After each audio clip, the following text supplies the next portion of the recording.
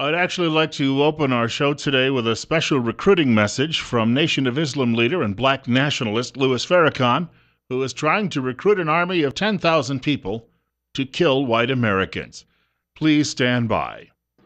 Retaliation is prescribed in matters of the slain.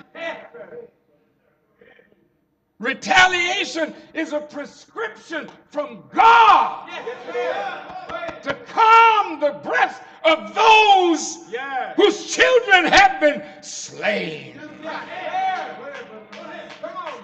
So if the federal government will not intercede in our affairs, then we must rise up and kill those who kill us. Stop them and kill them and let them feel the pain of death that we are feeling. Louis Farrakhan speaking at a Christian church in Washington, D.C. to a rapt audience, apparently advising them to kill more police officers. If you've been living under a rock, you're probably unaware of it, but we had another policeman killed last night just outside of Chicago, Illinois. That would be 8 in just under 2 weeks that has taken place, of course, across the nation. It really is time, I guess, to start asking, when is the government going to step in and actually start saying, you know what, this has gone too far?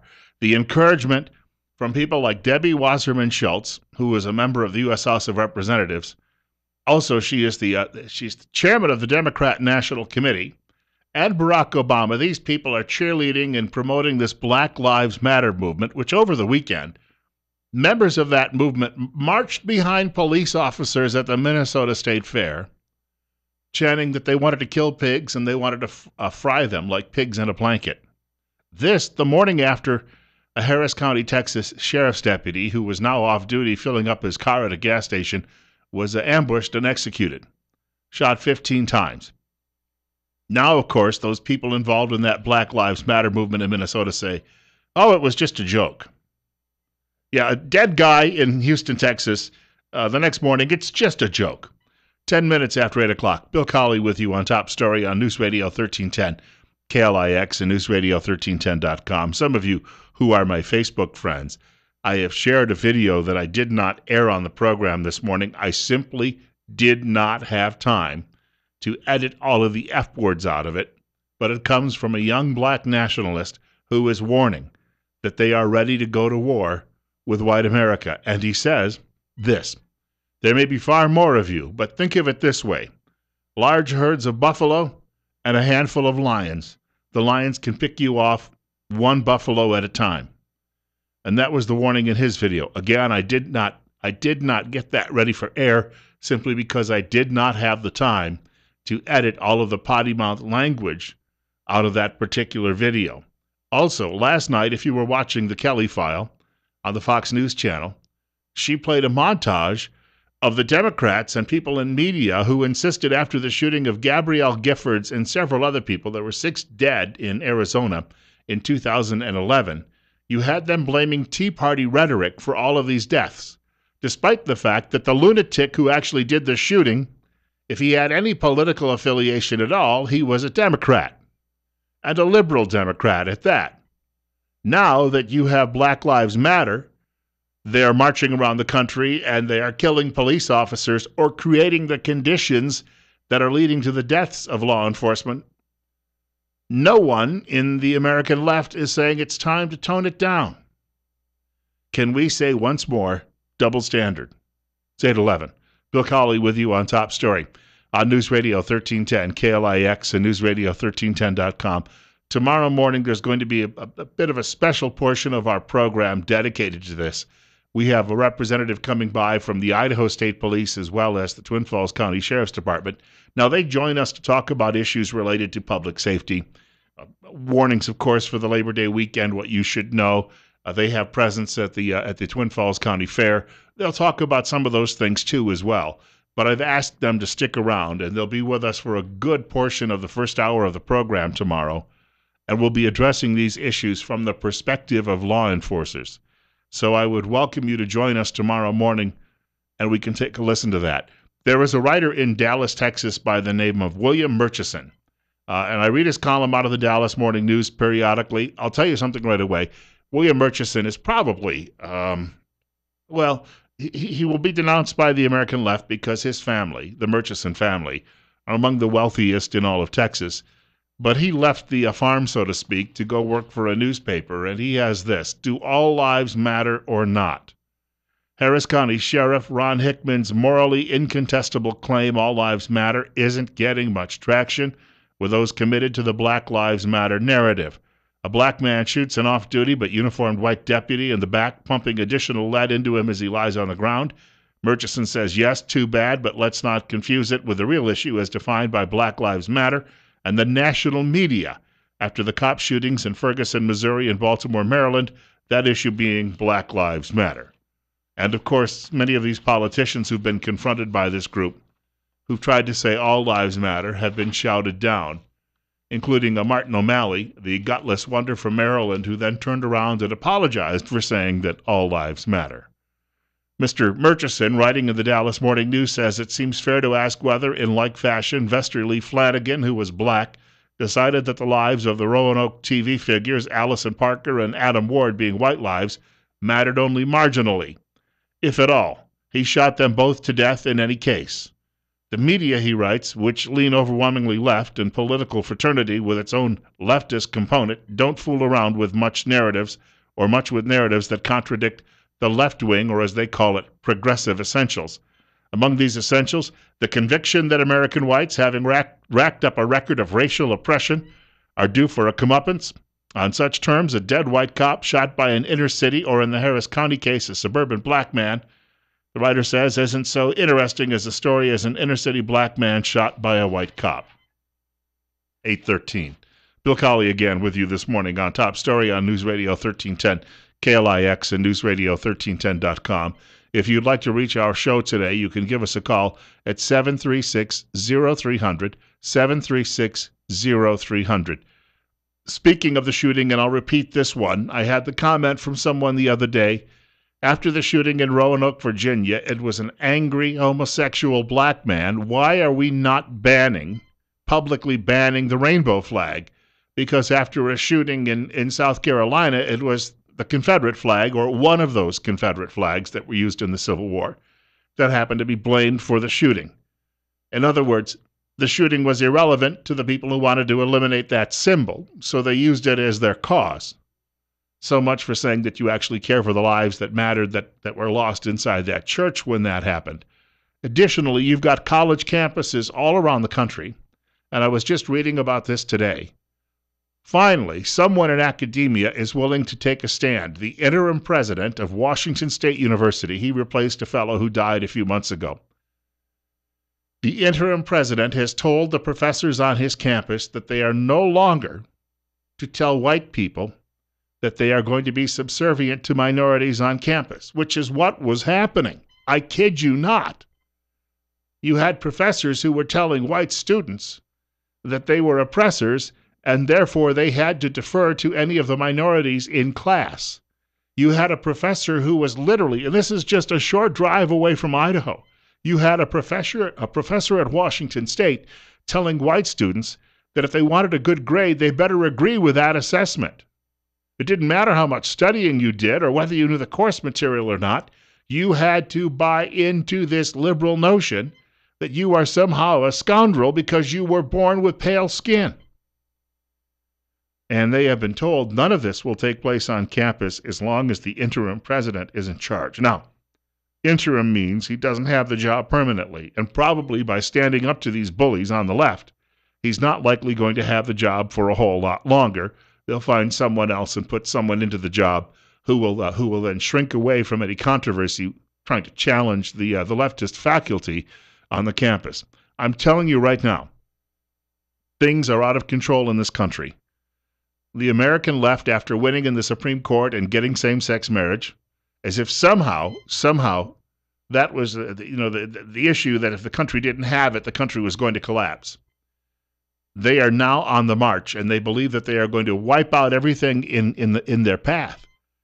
However, it does appear that we have people now in this country willing to stand up and say simply enough. And finally, maybe we're seeing that pushback against the politically correct and the wackos on the American left. You're on the air with Bill Colley on News Radio 1310 KLIX. What's the difference between that and you spewing hatred every day? What hatred do I spew? You spew hatred Where? every Define day it. again. When? Define it. When? When you talk about the refugees and it's all. Have I said I don't like the refugees? And yesterday, have I called them names? What did you say yesterday? What did you say yesterday? It's gonna come to blood, didn't you? I said that's a prediction. Yeah. That's not what I'm calling don't make for. Any predictions like that. Oh, shut your mouth, pal. I think the folks listening to this program have heard enough of you. You're barely literate. You can't read or write. You got a college degree on a set-aside. That means somebody else who deserved a college degree couldn't get one because somebody else wanted to just fill out their quota and give you the degree. All I said yesterday, I said there will be blood in this country. I said that's not a recommendation. I'm not calling for it. That's just a prediction. That's an entirely different thing. And if your cranium is so limited that you can't understand that, then you just ought to shut your mouth, go sit in the corner, and wait for someone to come by and feed you, which I'm sure our government is doing. 818. Bill Colley with you on Top Story on News Radio 1310 KLIX. You're up next. Yeah, good morning, Bill. I'll tell you, there hasn't been any academic freedom for conservatives on campus for decades. You know, I had a liberal professor from Sandpoint, Idaho, which is a Democratic stronghold, and I made no bones about it. Didn't have a lot of time. I was a member of the Young Americans for Freedom, and I just couldn't seem to please this professor. You know, and I didn't realize what was going on. Finally, one of the grad students told me, says, "You realize your professor doesn't like your politics." I said, "What? What's that got to do with my academic work?" And so, anyway, I gave him the Best Thespian Act. After that was Peaches and Cream. And then that sucker, just when I was ready to graduate before the orals to finish out my degree, came to me and says, do you need to go graduate? I go through graduation because the professor would have to be there because I want to go fishing. And the bottom line is, you know, I was not able to attend graduation because he would have made oral so difficult. So this has been going on for a long time. I'm glad that somebody's standing up against this stuff. But I agree with you. There's going to be blood in the streets unless things quiet down pretty fast. Hey, Louis Farrakhan is calling for it, and I spared this audience the potty mouth, the other black nationalists calling for it. And then you get thank you for the call, and that confirms exactly a lot of the experiences a lot of other people have had. Then you get these whack jobs who call in and say, "Oh, you're spouting hate." You just heard Farrakhan call for the killing of white Americans. Holy mackerel, are you tone deaf? More coming up on this subject. Dr. Jonathan Tripp will be along in a few minutes from Tripp Family Medicine. Better Health with Tripp Family Medicine. Today we're talking about the county fair, and from a medical perspective, he's not going to be lecturing you about what you eat. Don't worry about that. You can have all the funnel cakes you want. It's only for a week or so, right? It's not, and most people don't go every day. When was the last time you had a chance to ask a friend like Dr. Tripp for medical advice? You have the opportunity between 8:30 and 9 o'clock this morning. He'll be joining us, of course, as he does every Wednesday between 8:30 and 9 o'clock for Better Health. We should also point out Tripp Family Medicine is located on Fillmore Street, right here in Twin Falls, directly across from the main post office. And the doctor is usually in studio with us, or one of the other medical professionals, bringing you some of the latest medical news, and really giving. It's tremendous to hear it because we have so many revolutions going on in medicine. It's just great to have them along with us on a weekly basis. And remember, life's too short not to feel good.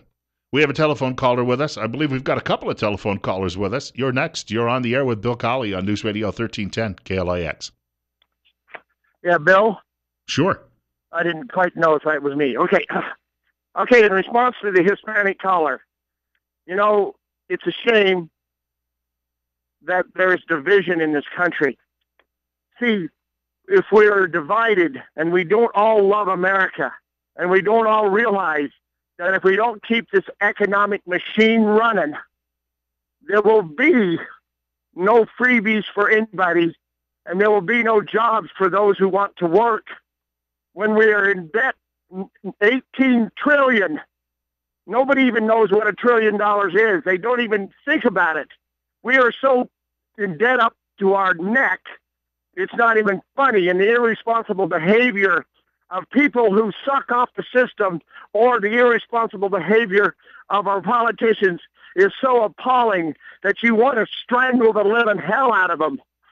Okay? We cannot continue to suck the system dry, or there will be no horse for anybody to ride. Thanks. Hey, I thank you much for the call, Randy. Good hearing from you. I'll point this out, too. I read it, David Stockman's Contra Corner the other day. Now, this is the official debt. The countries, because the United States, being the biggest economy, it has obviously the biggest debt right now. But their point was, everything that we have, our economy has been fueled by debt over the last 30 years. It's no longer manufactured based. The official debt for nations around the world is $57 trillion. That's official. It probably is 4, 5, 6, 7, 8 times that. It's just, you cannot fathom it. And a fellow by the name of Robert Prechter, economist, if you ever read Prechter, I'm going to tell you right now, he says we're going to have a fall equivalent to the bursting of the South Sea bubble. It won't be the worst since the Great Depression. It will be the worst in 300 years. And I'll tell you what, there's no free lunch, and all of you people out there who think you deserve it, you're going to be in for a very rude awakening.